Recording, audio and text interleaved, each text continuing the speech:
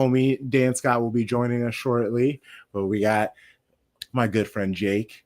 Actually, it's a Chicago heavy-handed end of the show with Jake and Emily Anderson. Like, it's good to hang out with my pals. It's oh, that was kind of a little pun, gal pal, with a gal pal of mine. Hey, So you did there.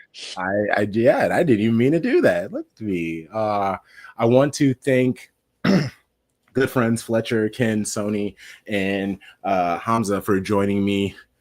Just an hour or so ago, I did a festive fixture live stream on our Friends Fan Fest. That was fun and fantastic. It was just good talking about football. Trying to see how long I can keep going with all the F's. Oh my goodness. So yeah, I've been doing a lot of talking. So I'm going to start this next conversation and let y'all three run with it. There are three new players that have been talked about first by Fabrizio, and then everybody else started posting about it, even the homie Jack Gone.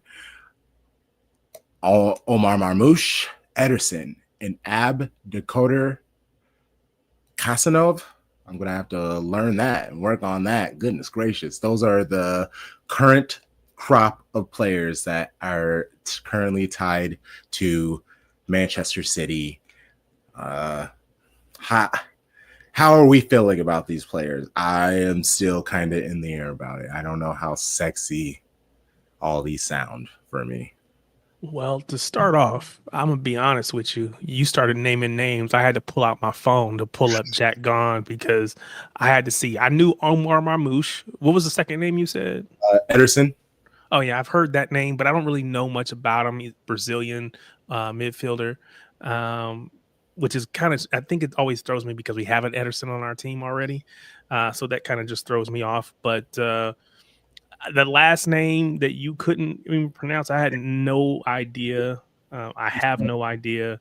So, it just goes to show you that that is not a sign that these players won't be good. It is a sign that Cheeky and the staff are doing their deep dive and they doing their good work out there in that, on the recruiting and scouting, on the scouting tip. So let's just hope that it pays off. I'm one of those people that will look back and say there were names that we brought in the past that I had no clue, but they turned out to be hits. There's probably some people whose names I've known that were misses. So I don't care if I recognize the name as long as it's a hit. And we won't know that, and at least I won't know that until they get in that sky blue top and start playing games. And what about you, Charlie? And I want to show love to Marmoush. He has been balling out, and Jake has basically been telling me this entire time. But also, anybody at Bundesliga, they've been just saying leave him alone. And so, yeah, he's. I want to say he's 26, 27, 25. 25. I would say he's a little bit older, but not too bad. I thought he was like 26, 27, so it's not too bad. What you gonna say, Charlie? First question for me and maybe the audience. Who was the last player you said? His name is Kushanov. Who's he play for? Oh, give me one moment. Why are you looking that up? Because I generally have never heard of this person. I will say I respect everything Marmoush does. That, like, he's classic pace and power. Like, you need it. Like, we see now what a lack of pace does, and so we need it, right? We need that injection. I saw a great post about how amazing Mohamed Salah's calendar year 24 was. And people forget that's not even better than what Sterling did in 2019 when he was second in the world of Messi in goal contributions, right? So, like, when you have real pace, you can do a lot of great things. And we remember the Sané, Sterling, Aguero days, right? And so I'm hoping that, City leans into that. Cheeky's last transfer window. You get that up front. I would love to have Ederson as a midfielder, just for that solidity, his physicality. Atalanta has been balling. So that one, I feel like it's less likely only because they really are like pushing for something in the Serie A. Like this might be their best chance to win a Serie A title. So I don't know if they want to sell their most important, one of their most important players at this time. So the one name you didn't say though, I think Oscar Bob counts as a transfer. Like he has not played in the season this year. So him coming back February, like that's gonna feel like a fresh new player. To add some more, flexibility to that front line and hopefully keep Bernardo Silva off the right wing. So I'm all for it. And Kushinov, he is a 20-year-old center back for Linz. Okay, gotcha. Okay, good to know. Go. You got it, kid. Yeah. Charlie. Oh, my bad. Oh no, go for it. No, I was just gonna say, Charlie, you talked about just that pace up top with Marmoush and trying to somewhat recreate the Sterling Sane days. And you talked about maybe Cheeky can go and recreate that. I guess my concern is less about what Cheeky could do, but if Pep even wants to play and will allow those horses to run like that. Because again, we have Doku typically on our left side. We have Savio typically on our right side. I think they can go, but we don't allow them to play at pace. I think last time I was on, I think it was me and Crunk, and I was just saying I would like to see us play our wingers on their strong foot instead of inverting them. Let them play them on their strong foot. Let Savio play on the left. He did this last game. Keep him there. Stop moving him to the right where he has to cut inside. Let him go. And I know that's for him to cut in on his strong foot, but let him run at people, put crosses into the box for Haaland.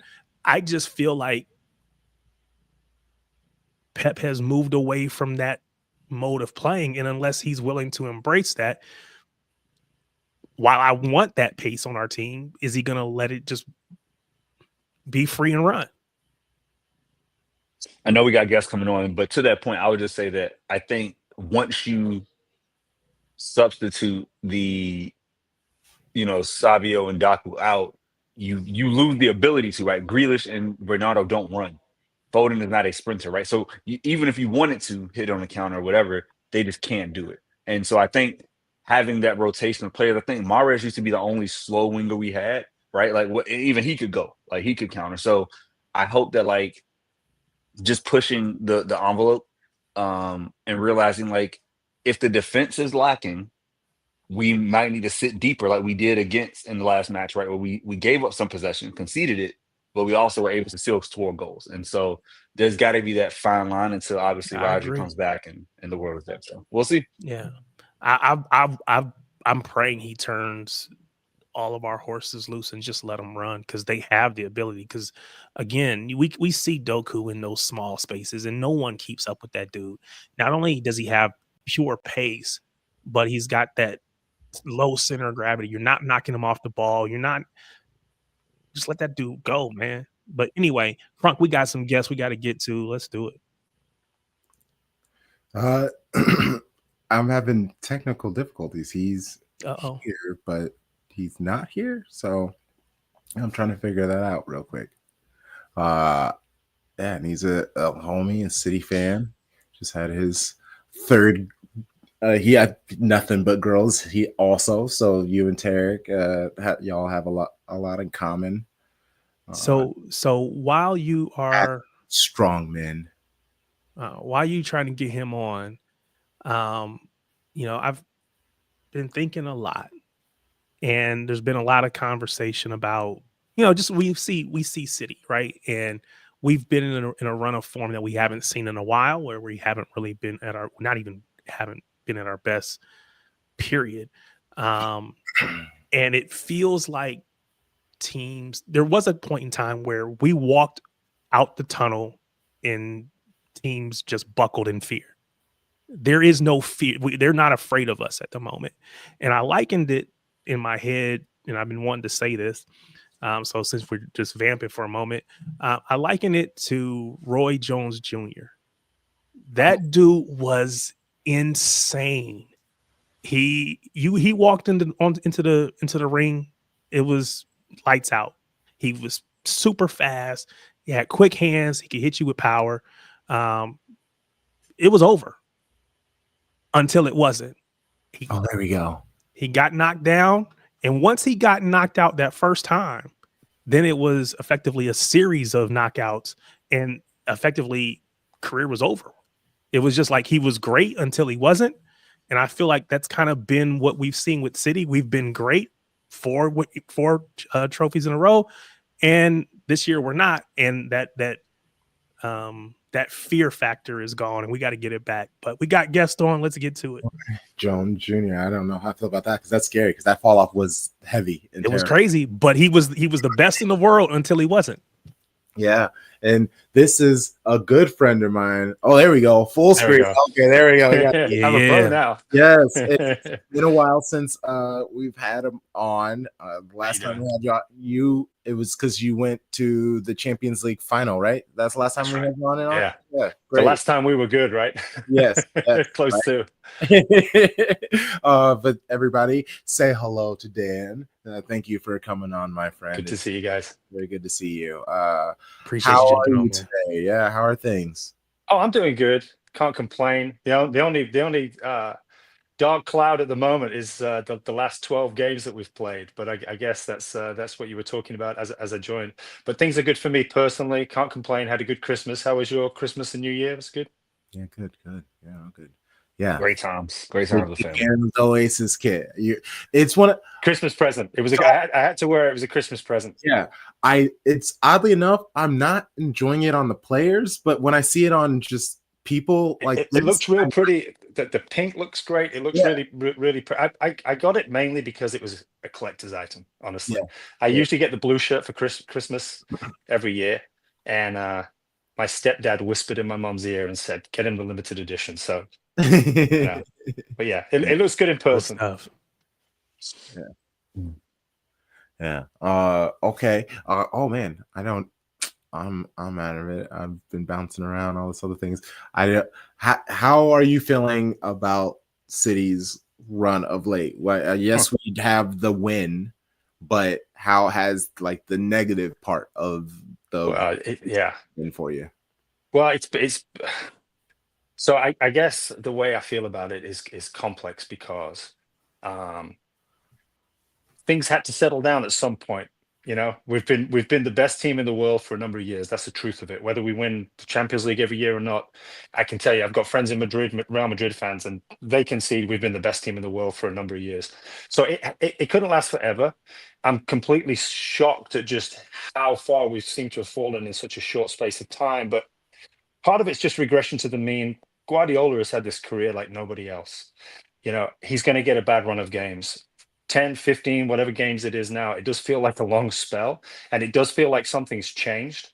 But just looking objectively, you look at the bench, they're City kids, so they're going to be talented, but there's kids on the bench that even people that are really into City aren't familiar with, and they're coming in when we need something extra.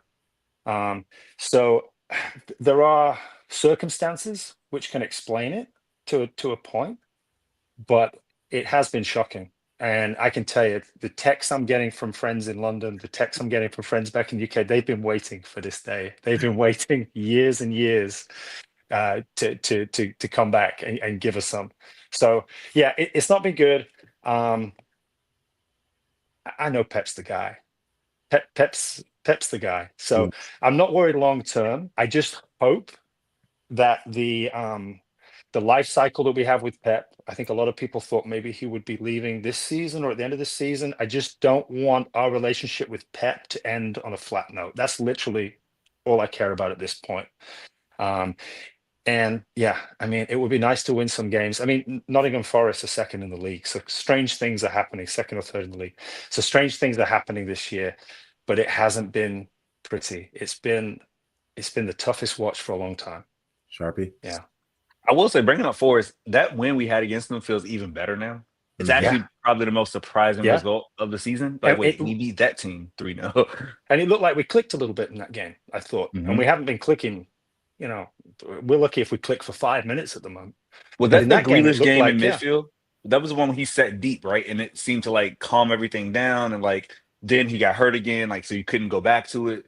So it's just kind of Yeah. like we haven't had a 3 week run of just health.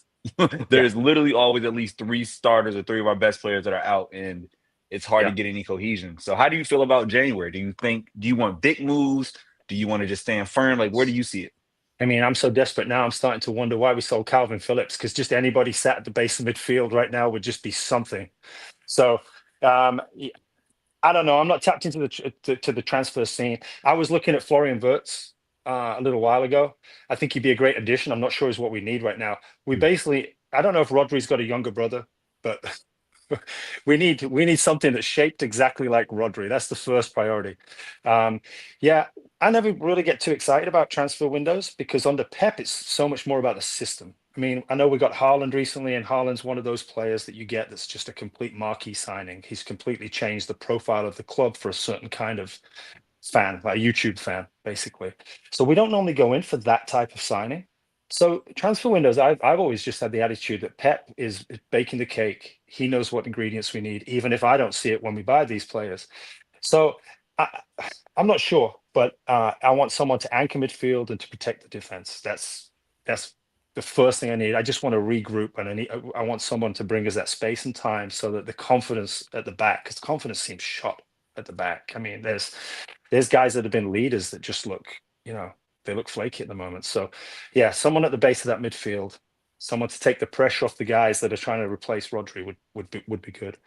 What do you think? Have you got names? I like that shout for. I mean, we've talked about Verts before, but we're gonna lose KDB, whether it's in January, whether it's in the summer. He's gonna be gone, and we're gonna need. And no one that, well, in my opinion, let's say it that way, no one has shown that they can be the creative spark that KDB is. I love Phil, but he doesn't create for others the way that KDB does. And maybe he just hasn't had the opportunity. I don't know. So the thing about, if you compare Verts to from Bayern,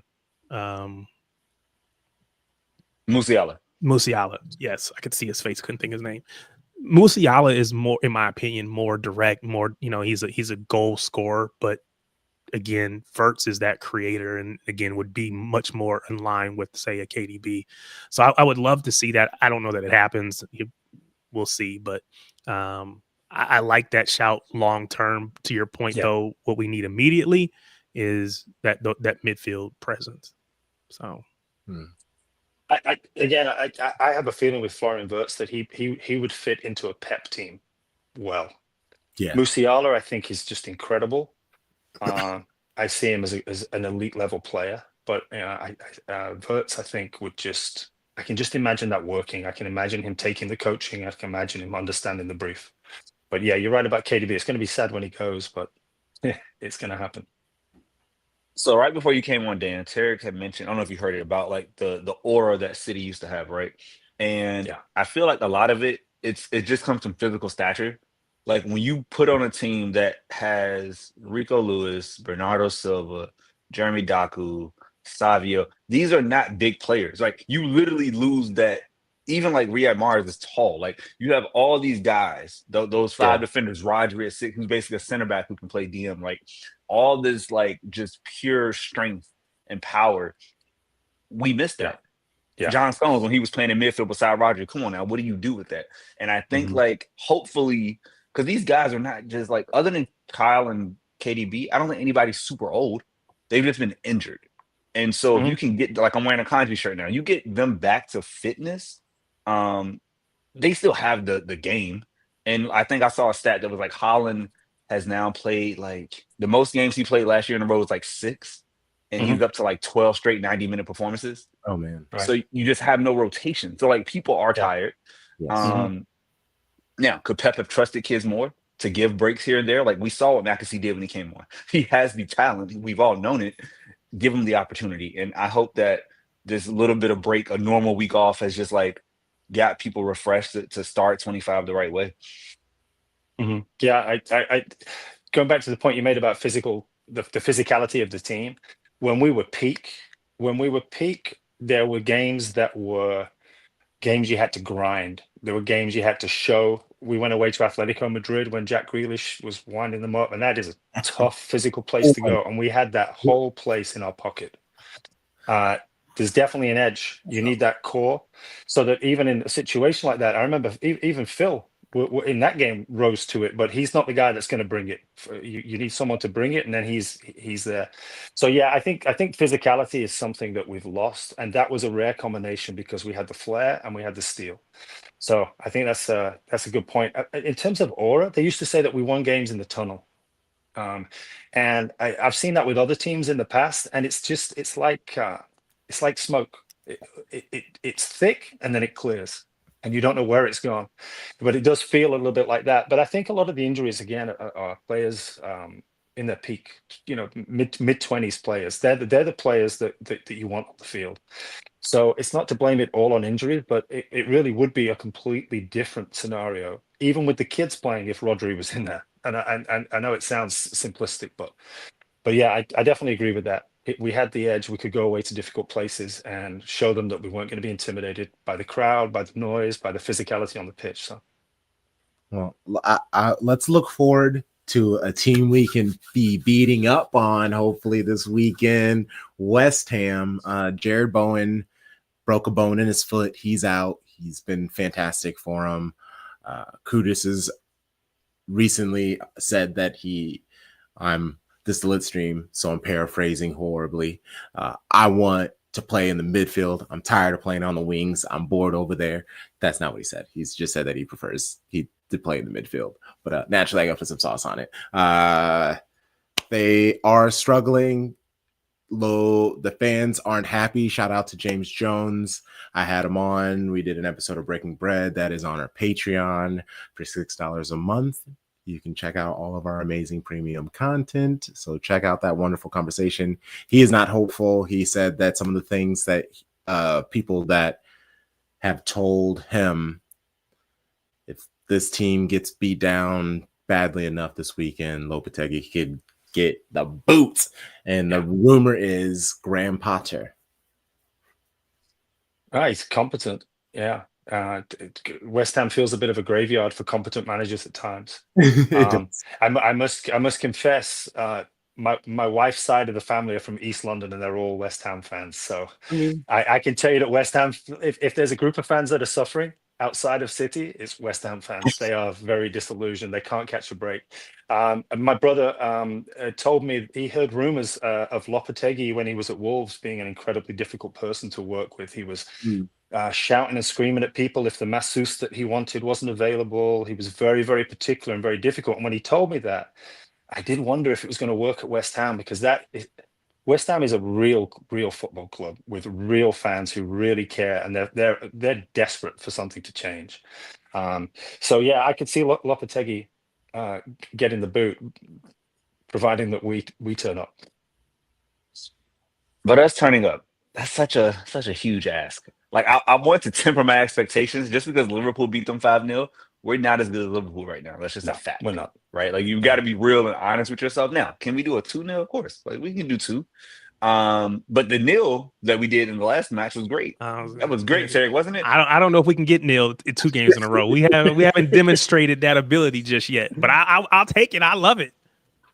Hey, I wanted. I looked at West Ham's last 5, and I'm like, they only scored more than 1 goal once in December. So this is not an offensive juggernaut at all, especially with Bowen being out.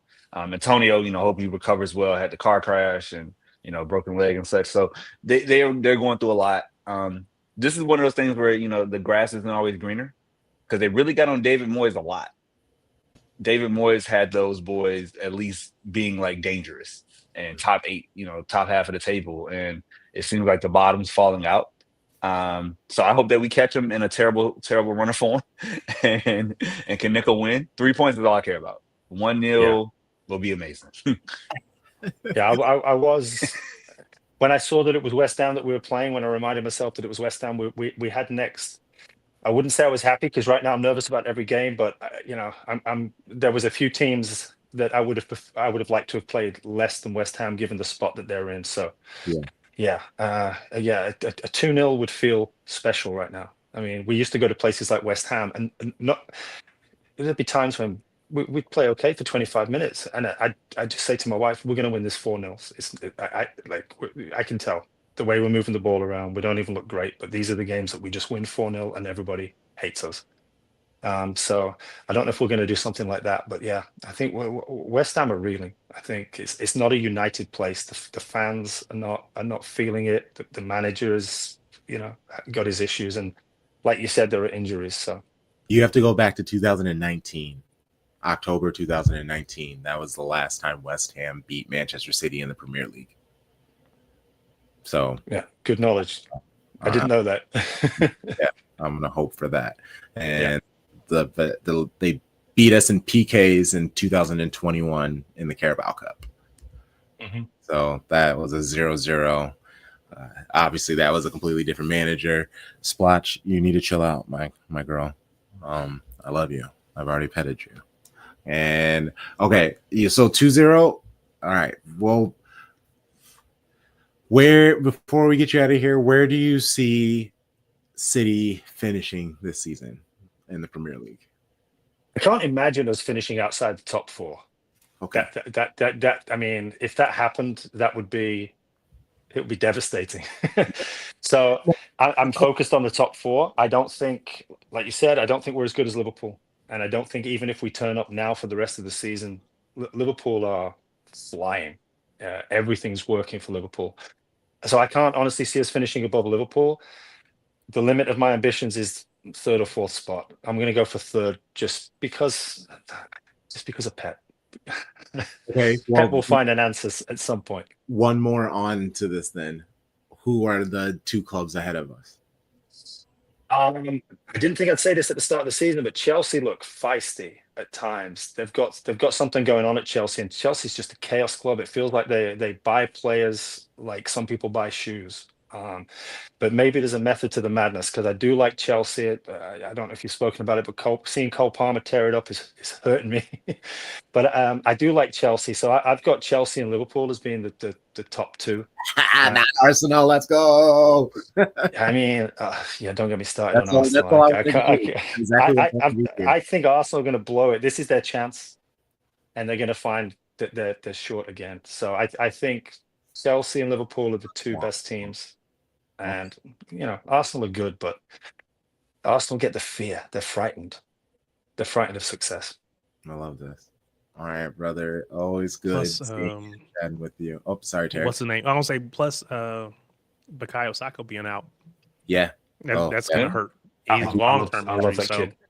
I know. They are very great dependent player, great on guy. him. Yeah, they're very dependent on him. So him being out, that's not to say that they won't still get top 2 or 3, but they're going to be impacted. But can I just ask you, which teams in the Premier League do you hate? I mean, apart from United, I assume. Do you have any particular animosity for any teams in the Premier League? Yep, Liverpool. Liverpool. Yeah, it's not even United. I can't hate something that's a joke. Like, yeah, I'm in that boat. I would say I hate Arsenal more so like the fans of them. The fans and the players I support. Players I think are really good other than 5. But I would say Arsenal. What about you, Terry? Yeah. We've had this conversation on our show before, where just because of how poor United has been, I know that they are supposed to be our biggest rival, but they don't feel that way for me because they're almost borderline irrelevant. Now, again, come Derby Day, okay, it's a different story, but every other day of the year, they're irrelevant to me. It was Liverpool just because they ran us so close for so many years, and it was like a real rivalry there. I guess I kind of respect what Liverpool did, because at the end of the day, they did push us. And it feels like Arsenal, they got one little chance and then they kind of got the big hit. So I guess right now I dislike Arsenal more, because I just feel like they haven't earned the right to be as talkative and as over the top with their conversation as they are. Yeah, Liverpool. I agree. Liverpool have been there in thereabouts right? forever, and then they won one, right? So, and now they're back at the top again. I feel like they we're gonna go back and forth. Let's do it. But Arsenal, you're talking too strong to not be as good as you think you are. So, yeah, I agree. That's me. Yeah, the fans. Yeah, you've got to, if you're going to talk the talk, you got to walk the walk. And I lived in London for 10 years before moving to the United States. And yeah, Tottenham fans, Arsenal fans. Let me tell you, hard work.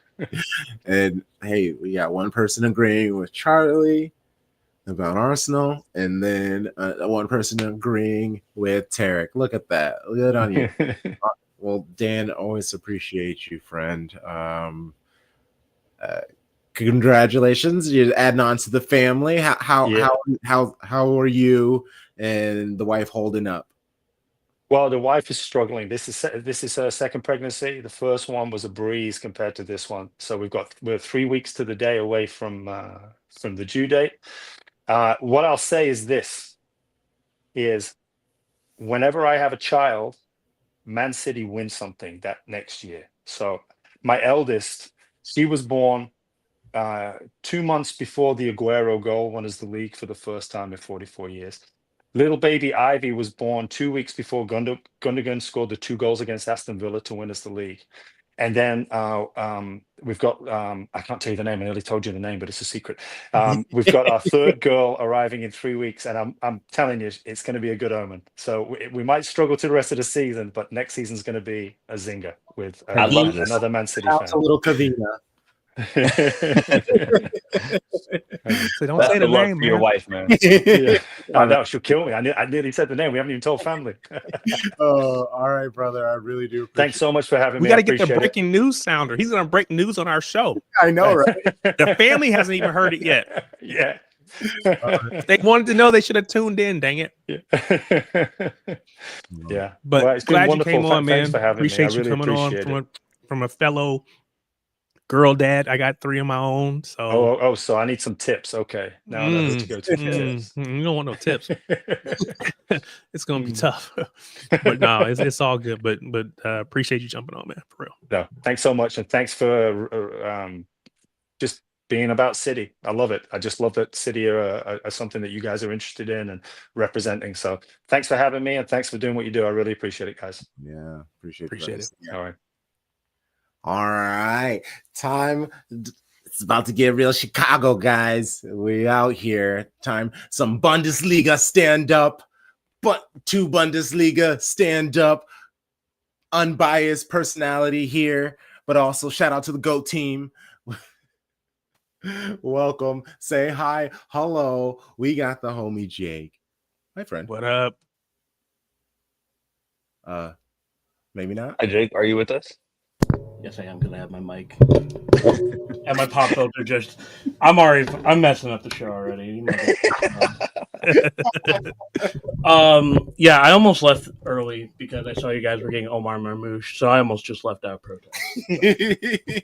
But I guess I'll stay on. You said we're getting Omar Marmouche, or we want Omar Marmouche? Omar Marmouche is gonna get that paycheck that he wants out of you guys for sure. As he Okay, deserves. let's do Okay, it. we're all about paying people what they're worth at Man City. Come get the bag, Omar. Oh my gosh. For legal reasons, I will not say anything further. Oh man. Well, how have you been enjoying the winter break for Bundesliga? I'm gonna ignore all of that, and I'm gonna jump right into watching a game with this guy. This guy, I've watched with some very interesting people in my life. This guy might be the most interesting. So, a little context. Oh yeah, sorry. Manchester City were finishing up a worldwide trophy tour, and they ended it at in Chicago. They rented out this very cool room. There's about 400 City people, a bunch of staff, whatever, giant TV, watch party. And I invited my good friend because I wanted to see him. And I'm actually not sure. I don't think he has the best luck when he joins me for City games, but gosh darn it, he's great energy to be around. And I warned him, though. I did warn him before the match. Hey, I get a little crazy, and he probably, I mean, he saw it in April, but there were so many other crazies around me. Like, it was a lot going on, but the chairs were already pretty close together. So They were, man. Who set up those chairs? It was Goodness. luckily they let us kind of take up a couple of spaces, and I warned him before the match, hey, the final like 5-10 minutes, I'm gonna go cower in the corner, and he did not believe me, and I did, but I will give it back to you, friend. It was the Manchester Derby, by the way. Also. Yeah, that also added to it. But this man, I think, put in 10,000 steps in those final 15 minutes, just pacing around the entire. I mean, this bro was pacing. But I mean, that's why I actually want to talk about too. Is like it was very cool. I will say, like, I think the stuff the Premier League does in the U.S. to like grow the team is what the Bundesliga absolutely should be doing, and they choose not to actively. But no, it was so cool, like seeing Chicago, Manchester United, because FC Köln, Chicago, who I didn't start, shared the bar with them. So it's cool seeing all the people I see every weekend, like getting to have their spotlight. It was good to see Crunky, even though he was probably not glad to see me by the end of that. And yeah, I just have to point out again, who put those chairs so close together? I was practically in the other person's lap. There was like kids around, and I'm trying my best to not curse, so I'm like whispering the curses. It was also so dark in that room, bro. I felt like I needed to like carry a torch around.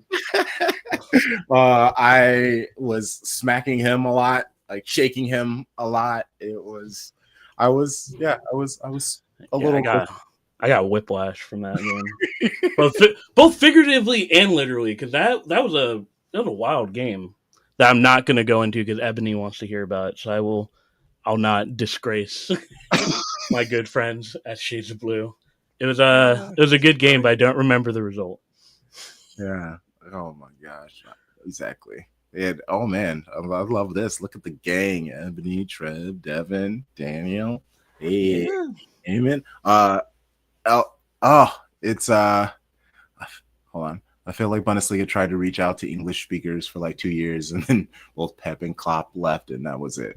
Oh, well, I might go on a little bit of a diatribe here. They had that whole, I don't know if you guys remember it, but they had the whole like young Americans in the Bundesliga kind of thing. And then after they all left or were bad, then they stopped giving a shit. After like that Fabian Johnson era, that Sharpie, did you teleport? What part of your house are you in? So many questions. I am not a teleporter. Turn my camera off and on. The dog was having fun. Get back to Fabian Johnson. Okay, yeah. Fair. Also, Fabian Johnson, shout out wherever you are. But yeah, after they all left, oh man, like Aaron Johansson, if you remember him. Yeah, he was playing at the hospital in Bremen every 2 weeks. But after that whole era, then they stopped and then they started again. But I think as the Premier League continues to grow, they're starting to not really care anymore. And they're supposed to care. Actually, there's a Eintracht Frankfurt watch party in Chicago in 2 weeks or so. So I'll be going to that just to see what's going on there. But so far, like to sum up the Bundesliga's like attention in the US is like it's either in New York or it's in New York. Like there's no other option. So the fact that Eintracht Frankfurt's going to Chicago is really cool. But usually they do not try. Didn't Bayern open up like a US headquarters or something like that over here? Oh yeah, so Bayern, Dortmund, and Eintracht Frankfurt have New York offices. And I would say it's all New York though. It's all New York, yeah. And like, there's not even an Eintracht Frankfurt Chicago group, and I think they recognize that. So it'll be interesting to see what they do on that watch party day. Julian Green, thank you, Devin.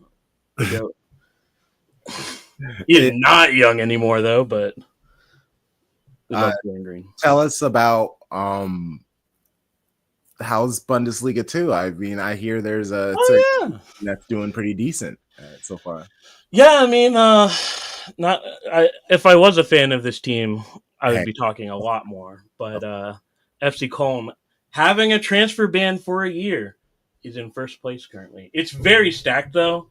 I think if I haven't looked at the table in a bit, obviously because it's been a month, but like, I think first to eighth is like separated by 5 points, 4 points, or something like that. So 5 points. So just 1 week you have an off week, all of a sudden you're in seventh place. So we'll see how the final part of it goes, but they're playing their ass off. They're really doing it. If we can curse on the show, I forgot. Of course you can. It's Do called whatever- Let's Drink. do whatever the fuck we want. Fuck! Can I ask a technical question, Jake? Yeah. Going from Bundesliga to Bundesliga, what's the biggest difference? Like watching it, is it still is it similar, or is it like these are two totally different experiences? That's a good question. So I think second Bundesliga is, it's like, you know that scene in Dark Knight where the Joker throws that like pool cue and they like fight it out? That's what the second Bundesliga is. Like, you could lose to the last place team just out of nowhere, and it's not the end of your season. Like, that's expected. Like, it's just real chaos. It always goes towards, like, the promotion's never decided in like March or April or something like that. It's always like either last week of the season or relegation playoffs. Right? I think the first Bundesliga, like, you kind of know who the top 6 teams are going to be. Maybe there's like 2 teams that like get rotated in and out. Like for example, Freiburg has suddenly really been in that era, and like the bottom of the tables usually like goes to the last game, but like there's that mid-table area where you're just like if Wolfsburg's playing Hoffenheim, like you can probably skip that game. You know what I mean? But Zweite Bundesliga, you never know what kind of game you're gonna get. Like no matter what you choose. So,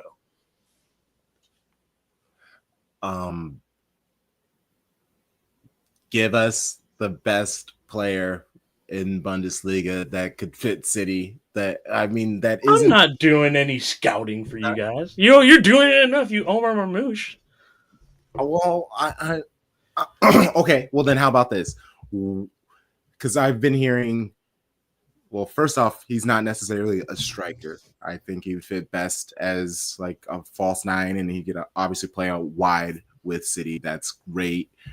Very similar to Alvarez, but he's taller, but he's not more physical. Do you think that the physicality of the Premier League could hamper him, or would it be too much for Omar Marmoush? No, I don't think so. I think the worst part about that is I have to warn you guys.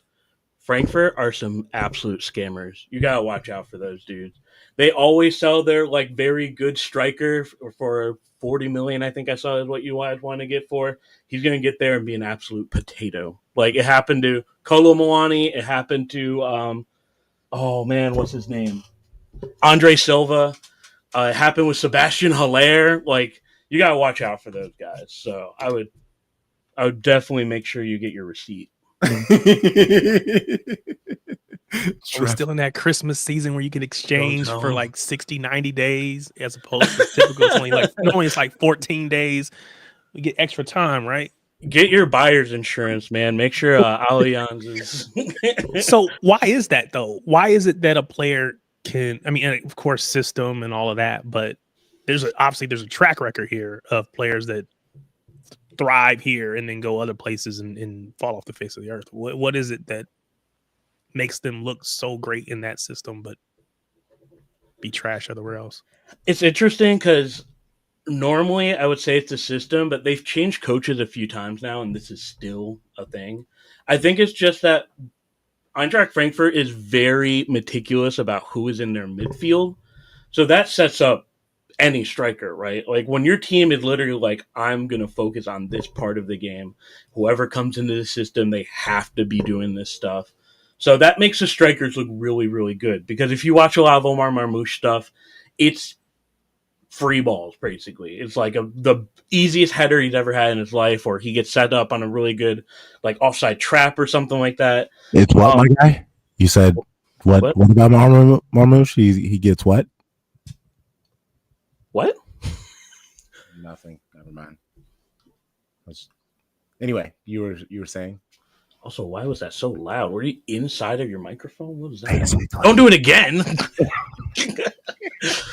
But I think the one difference about Omar Marmoush from the other guys is Omar Marmoush is very good at free kicks. So I don't know who the city free kick taker is, but he's extremely good at free kicks. Like, I think 5 or 6 of his goals this year have been from free kicks. So I saw all of your eyes go light up. So that probably is happening with Pep right now too. Yeah. Oh my gosh. I do have one other person. I'm gonna do this. I'm gonna give you guys a free person right now. Oh, Jamie Gittins. Okay. You guys are eventually gonna. You guys are eventually gonna spend a lot of money on that guy. That guy is having Bring him back. you've got it. He's playing so well right now. Dortmund is on and off right now. I mean, that's not a surprise, I guess, but like his ability to free up his teammates and free up himself, like he'll dribble into those three defenders and somehow get a shot off. Like he's gonna get it back sometime or another, but that is also a person. I know you guys were talking about setting up teammates, but he's incredibly good at that. So yeah, he's a wide player, correct?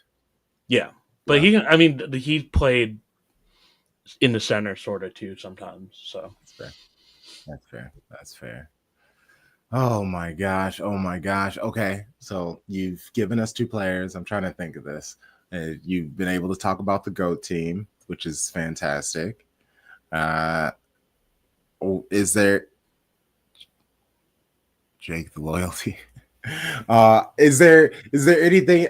Is there something that you feel like you should get out of your heart, your soul? Has there been something that's just been? I feel like there's something you're not saying that you need to say.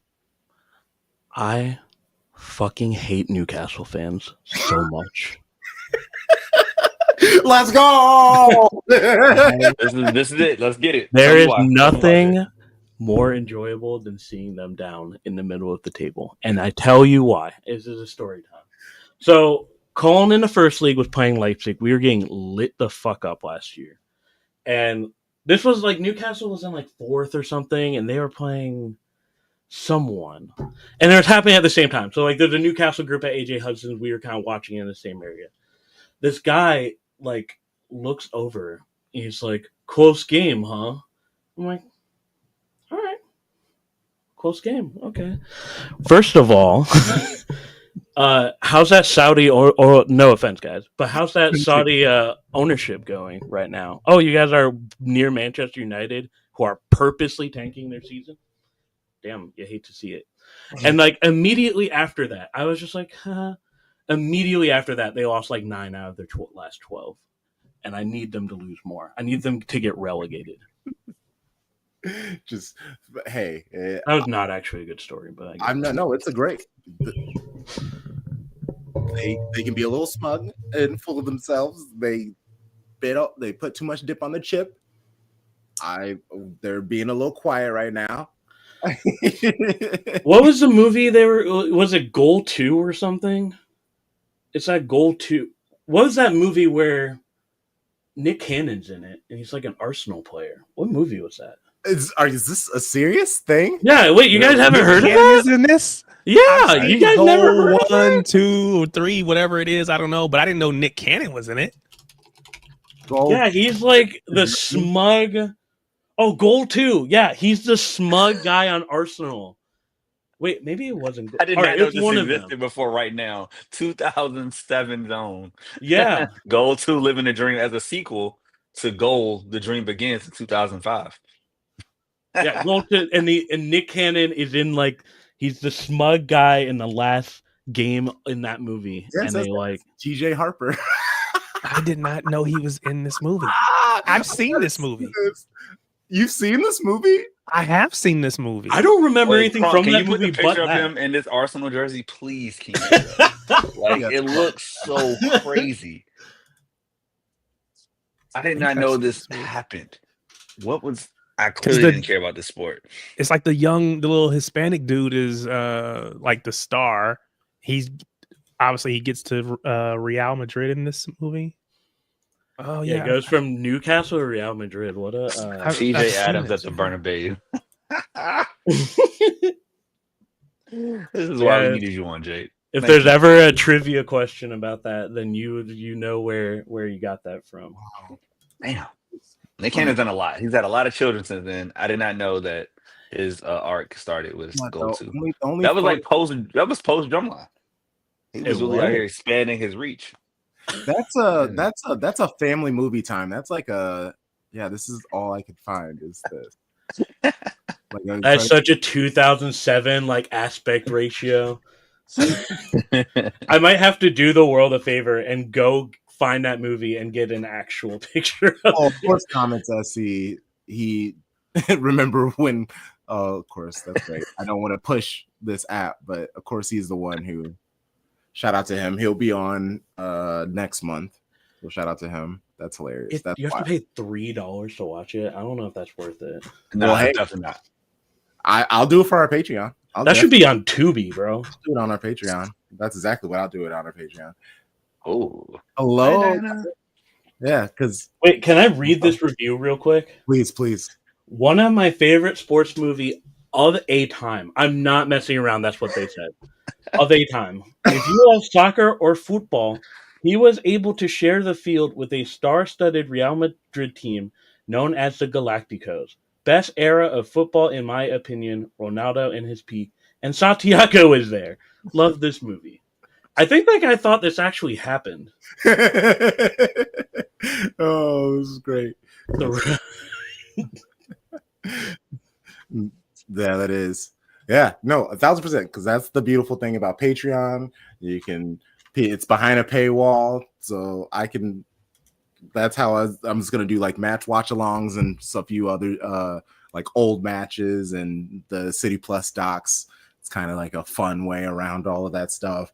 So that I definitely think we need to do a family game night watch on our Patreon for that. That's actually sounds fantastic because I need to see this movie and I will gladly pay $3 for this experience. Cannon played for the Gunners, 2 on the nose. What do you mean by that? Sometimes you got to shoot up the club, bro. No.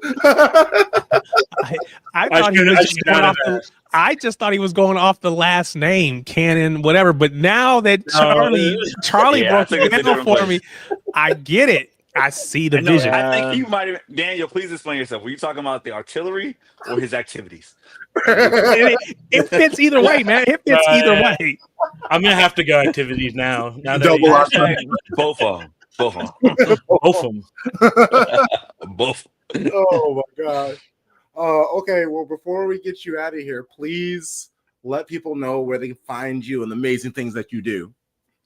Well, me and BFLM are doing our annual award show, the Donor Salats, next week. I had AI. The only time I've used AI. AI Don Garber crashed it last year, so we're gonna have something else wild happening next week. We are 50+ donor on Blue Sky, not Twitter. Oh boy, I saw something on Twitter the other day. I'm like, man, I'm so glad I'm on that.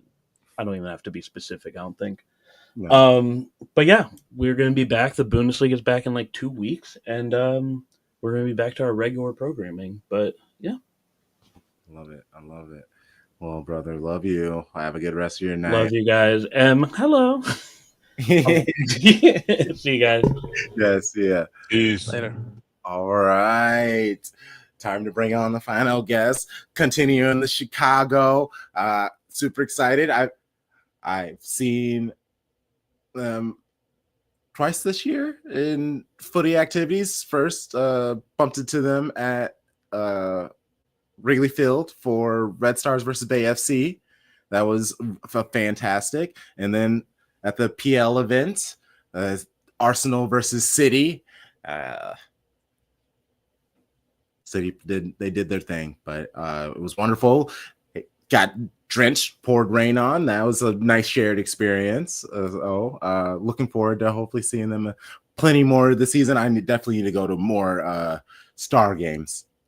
That doesn't hit as hard as Red Star. We got to figure something out. And to help us, just Chicago Stars now. Oh yeah, yes. Welcome, Emily Anderson.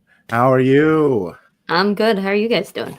Yeah, good. Doing good. This is a lot of Yeah. Arsenal slander to sit through, which is fine.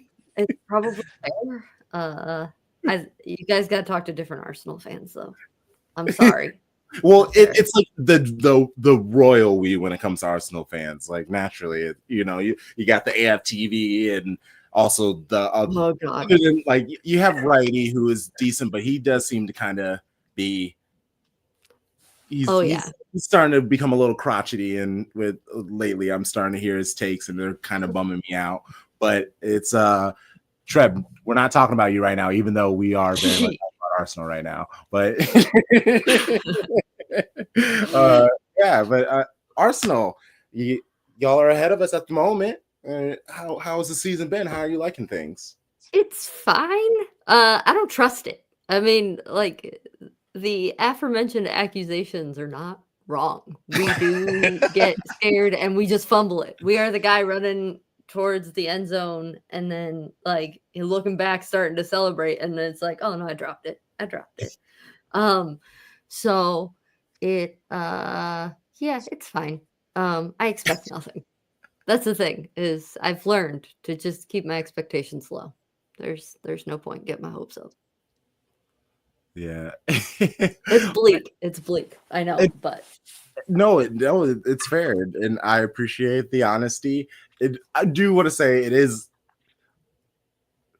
you're a great Arsenal fan. We do have Treb.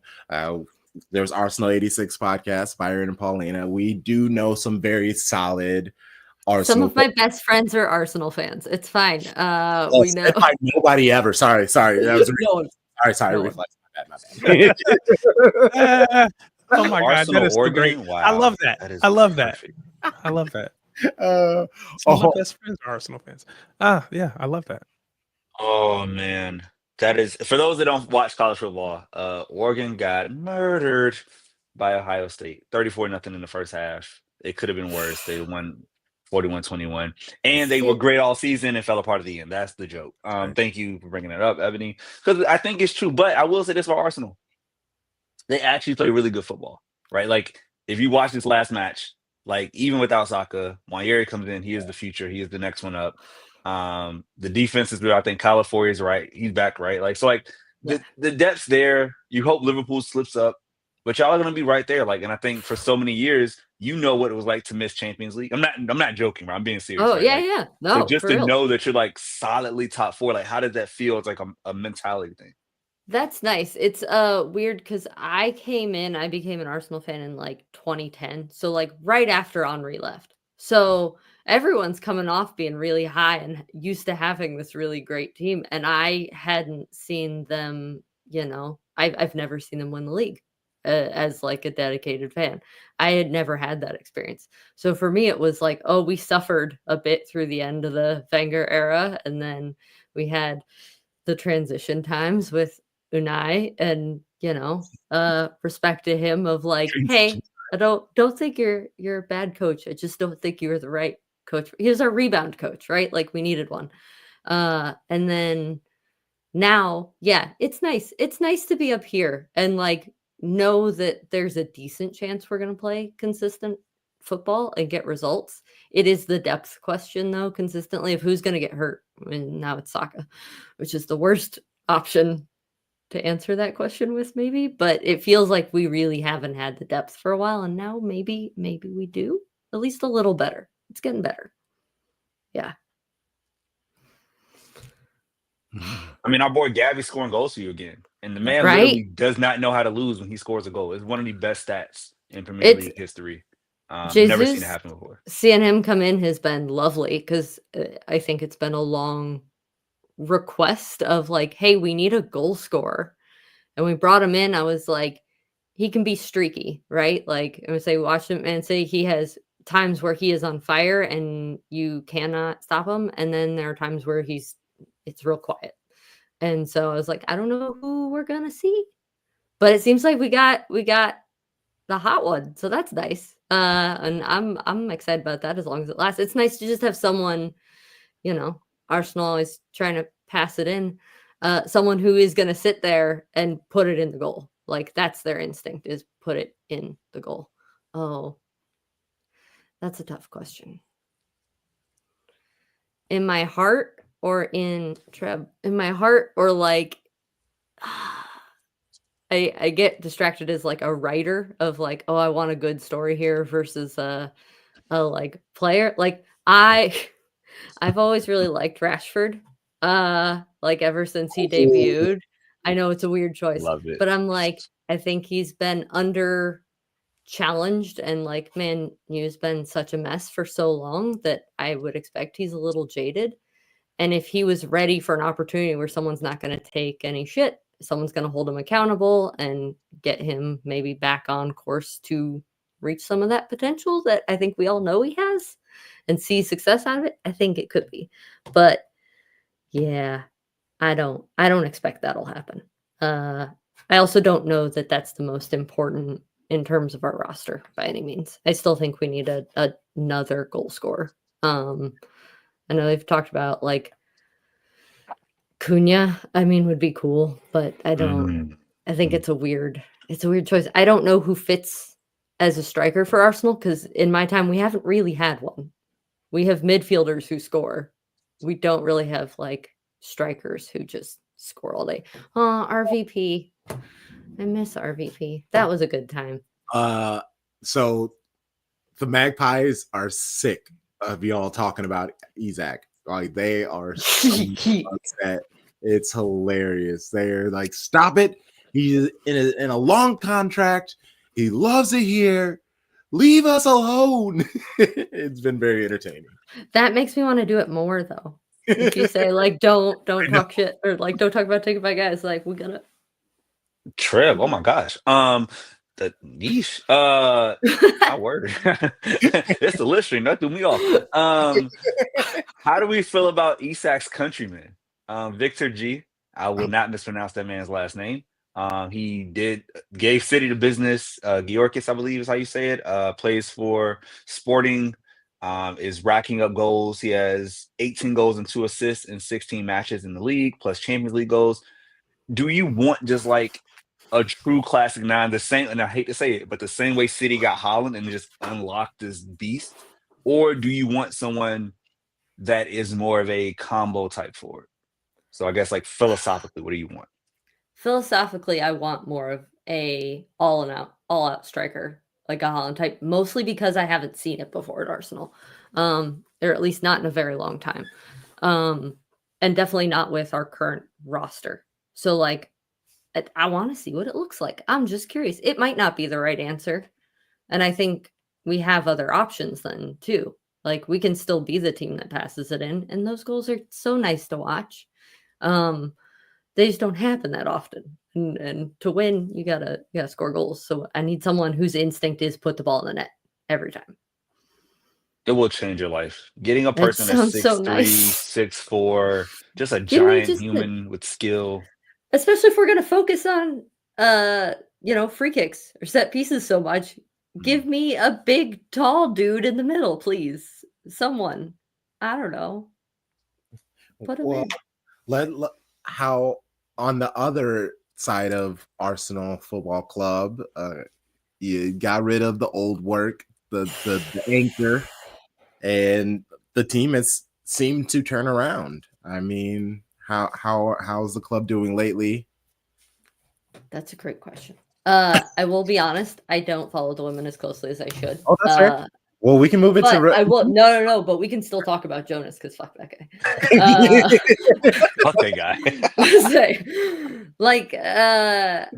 guy. I don't know what specific moves and folks leaving. Like, I am bummed that Viv left. I don't necessarily blame him for that specifically. That said, I think it will be a better team with him gone. He was not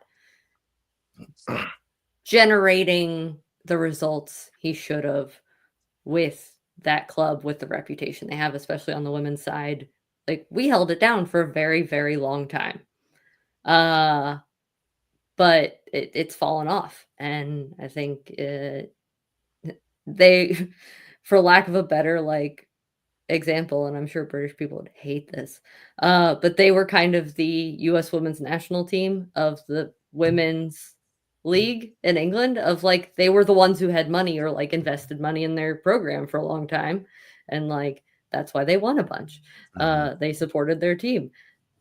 Everyone else is kind of caught up a little bit. And it's like, are you guys going to reinvest or no? And I'm hoping that, you know, getting rid of Jonas will mean, yes, we are investing in that team again. Hey, if there are any good players left on Arsenal, they can join us, help bolster our squad. Right. Yeah. Also, like if Don Scott wants to come over, because we have an injury problem that persists over there, and Don Scott's free now. Like if she wants to come heal everyone's ACLs, I don't know if that's really what she does, but I think she could do it if she wanted to. Oh, well, let's talk about this now. Recently, they've gotten away from their comradedom. The Red Scare is over. The Cold War is finished, and they are anew a star. How's the off season been for the club? It's been pretty quiet so far. I think we've seen some folks go as free agents that we were a little surprised at. Not shocking, but like Tatum Milazzo going is a little surprising. And so I'm hoping we start adding to that team a little bit more. We're mostly just really happy that we've got Alyssa for another year.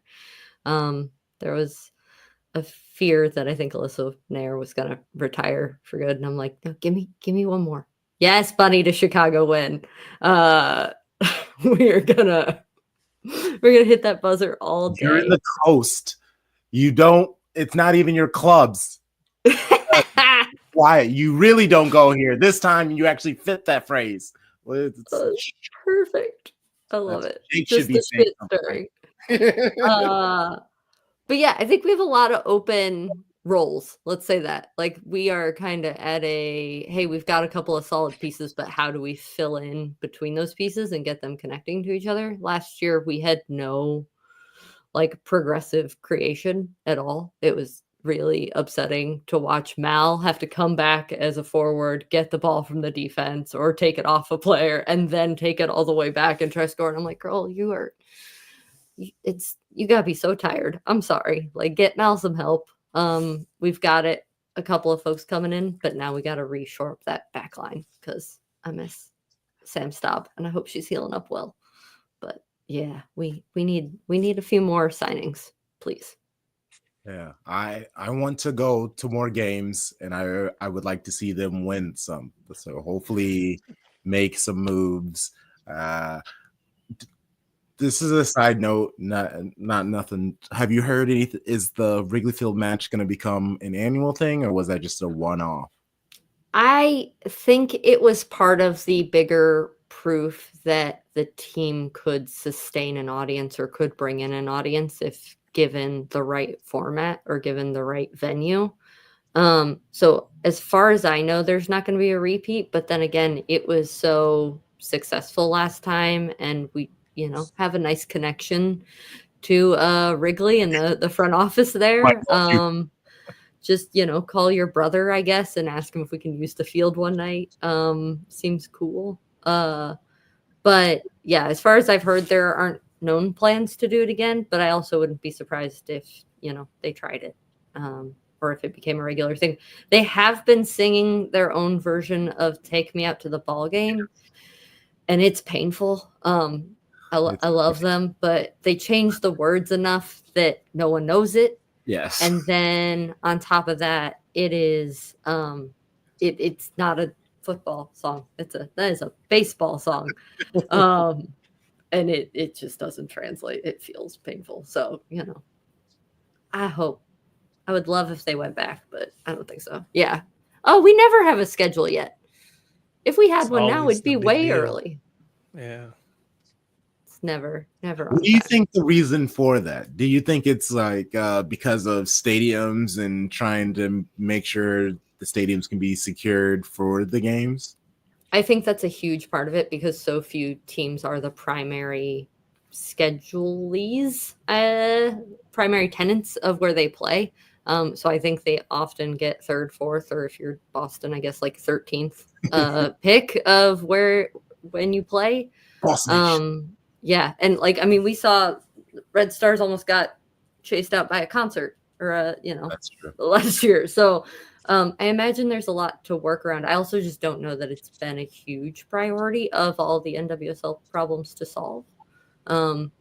It's annoying, but I don't think it's the worst one. But I think I'm hoping we address it soon. I want to get a tracker going of just like each year, how much earlier do we get it, and then still compared to the WNBA where you get it like a year in advance, or at least like fall, and it's just like, yeah. See, it could be like that, guys, but no, not yet.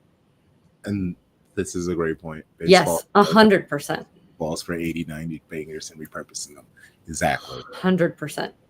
Oh, We don't have old-timey jingle football culture in this country, really. Like, it did exist, but we didn't have the long-term culture of, the mining team playing on their lunch break nearly as much.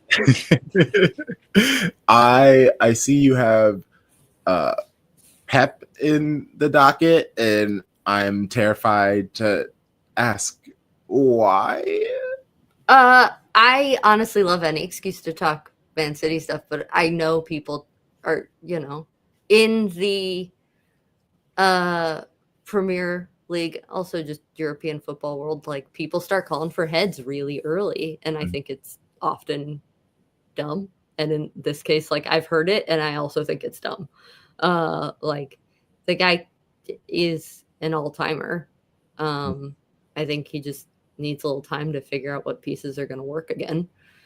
Have you heard it from City fans, or have you heard it from fans of other teams who, if this was their manager, admittedly, he probably would be gone? But I feel like I hear it more from people who are kind of, they're hoping we get rid of Pep. Oh, that's interesting.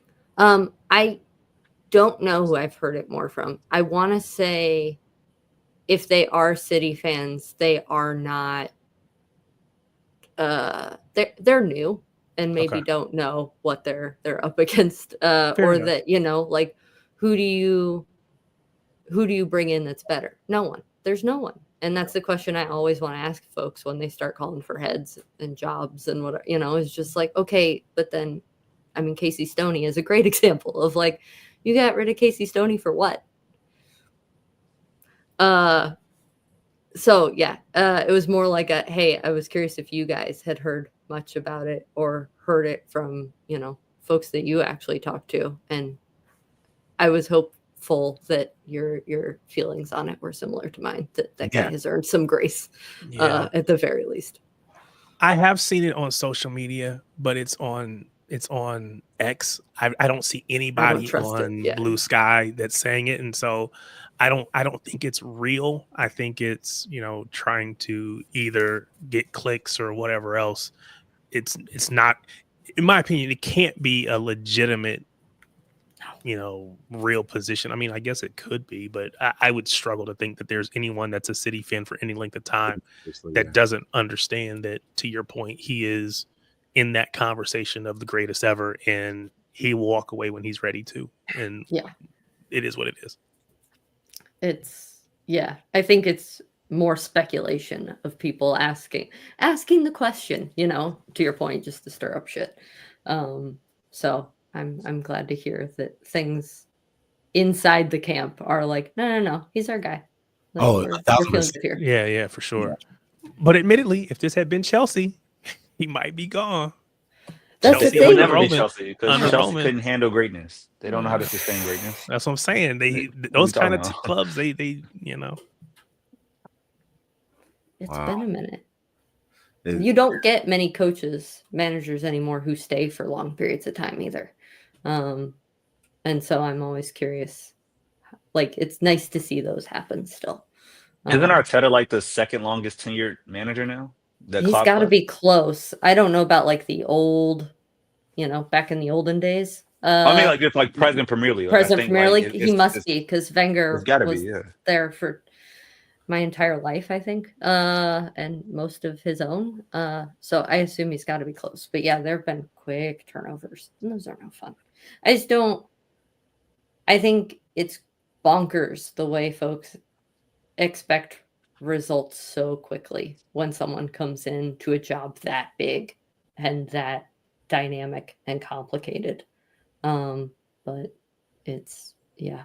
I mean, there were folks calling for Arteta out a couple of years ago. And I was just like, guys, give him a minute. Give like again, for who? Who are you gonna bring in instead? I have fired him a couple. I basically said at the end of the season, if he doesn't win, you should get rid of him because it's been so many years in a row.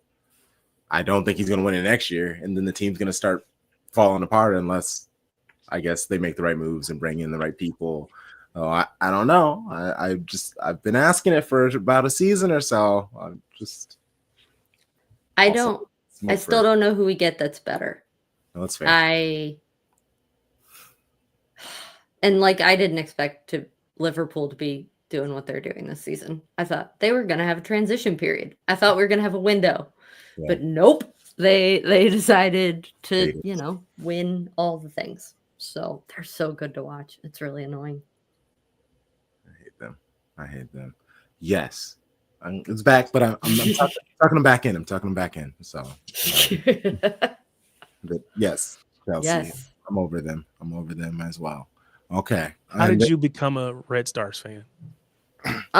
We moved to Chicago. That was it. We were so I live all over, but when Leslie and I met, we were in LA, and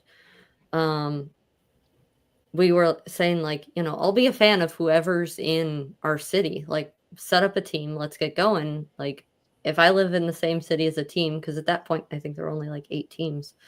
I was like, I will root for you. And then we decided during the pandemic to move to the Midwest and stop paying LA rent because we couldn't go outside anyway. And it was just stuck in a very tiny box for way too much money. And so the day we started telling folks like, hey, we're moving, the next day Angel City announced their team showing up, and we were like, oh, okay, I see how it is. Like, you guys you're moving tough. In because we're leaving. That's fine. That's tough. That's Crunk's team, by the way. You're having an interesting time over there. Yeah. Mm-hmm. Mm-hmm. It was a humble 2024. We're about to pop out all year though. It's coming back. I'm curious. Coming back. I really like the Bay, or like the whole California line of teams, and I'm looking forward to seeing how those rivalries evolve and like the personalities of those 3 teams kind of taking shape as they get older. It's gonna be really fun to watch. Yeah. That's that is crazy luck. I mean, Angel City, Chicago, they're both kind of struggling. I will admit, this is my first full year as Angel City supporter, and so it has been an interesting one. I'm pretty sure I became a supporter, and then a week later, June Endo for ACL. That was devastating. Yeah, I was like, oh, great. That's fun. Because shout out to Jamie Calderon, had her on the Lit stream, and she sold me on the club. And she's like, June Endo, you got Yui and Messiah, and just, there's an amazing center back that, you may have heard of her. You might be a big fan of her. And obviously Alyssa Thompson. It's been an experience. I'm going to get a kit next season. I love the kits. I love the whole. They do have good kits. Yeah. And super great on social media, like all that stuff. Obviously they got the Disney money, and now there's a great opportunity, but all the shininess it doesn't hit when there's not like success on results. Yeah. I think that was the fear we had early on with Angel City as we saw kind of their stuff develop was, hey, are they not focusing on the right things right now as a whole club, coming in like they wanted to make the playoffs. I think their first year was their goal. And it's like, man, that doesn't happen. I don't know if that's a realistic thing to set yourself. Like, what if you, I don't know, focus on building a solid team, building a solid roster first, because it's a hard league to come into, and they were a new kind of expansion team, I think, or at least a new era of expansion team. And it's curious to see. They have so much potential. They have so much potential. Yeah, exactly. And living in LA, that's hard. That's a hard question to answer. Yeah, the Thompson sisters, they're really great. I knew Alyssa was fast, but I can always say it. I didn't know that she had so much bite to her. Like she looks like she's about to get in like 4 or 5 fights a match, and every time. I love that. I love that a lot. And her sister comes in, and she's kind of struggled with staying healthy this season, but when she comes in, her class is obvious. And so it's nice. There's already, well, I guess not an NWSL one, but there is a Venice Football FC that is, or Venice City? I don't know. But in LA, like Venice Football Club, that does like pickup and stuff that has some very cool merch. So in the true Venice spirit, they do exist. There is, I don't know who is gonna keep being the cool team in the NWSL. I like to think about that of like, for a minute, I think Gotham was the cool team right after they won. Now we're all a little nervous about Gotham. A little like, hey guys, you okay? And so I'm curious to see who it's gonna be. I don't think it's gonna be Chicago. No, I mean Washington, they're on their way. It might be. I think it's honestly. It's not gonna be Utah. I think we're safe to mark them out. It's not gonna be Louisville. Yeah, my bad. Oh no, that was exactly what I wanted to hear. Yeah, that's that is going to be an interesting conversation. I do think a lot of people would say that. Okay, well, before we get you out of here, who do you think could? I know it's a crazy question predicting so early, and especially when you don't really know where the league could go. But way too early prediction. Who could you see top? Let's just say the NWSL final. Who would you expect to see in the NWSL final next year? I'm going to preface this with this league is bonkers. Yes. And whatever I say, the opposite might happen. So that makes, I don't want to jinx anyone. I'm worried about me ruining someone's chances. But I would say Washington and Kansas City. I think Kansas City just pulled up short a little bit. And, Washington's hungry. So I want to see Trinity get that one again too. Yeah. Corey's return. I can't wait. Come back. Right. Oh, she's so small. Oh my gosh. I didn't realize till the championship weekend. She is so tiny and adorable. And I was just like, oh, please heal up. Like, I was like, you're, and she has the coolest like kicks, and she was complimenting everyone else's shoes, which was amazing media day. I was like, oh, you're really nice. Okay. That's my problem is I'm a fan of everybody. Yeah, healthy. Everyone stay healthy. That's all I want for a final. Facts. So I live in Indiana. Where at? I grew up in Indiana. Fort Wayne. Oh, okay. I'm from Columbus originally. Okay. So South Indy. Yeah. So there's no team here in the state. So Chicago Red Stars are the closest. One of the players, well, my kid played growing up. One of her coaches, I don't know how to tell the story. Sarah Wolmo, used to be Sarah Killian, is from Fort Wayne. So we were always fans of her going all the way back to UCLA. So it's like, okay, I'm going to be a Chicago fan.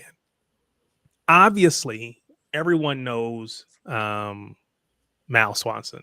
Who are other players that I should be paying attention to and rooting for and looking for good things out of in the coming seasons? That's a great question. My first one's gonna be Jamise Joseph. Okay. She was new last year, but like a real spitfire and like has a ton of energy. She showed up in the skills competition this year, and had some fun there. So it was cool to see her get to interact with other teams. But she was a really crucial midfield and like offensive creative player that I think Mal is only going to get better at playing off of. And so she's really fun to watch.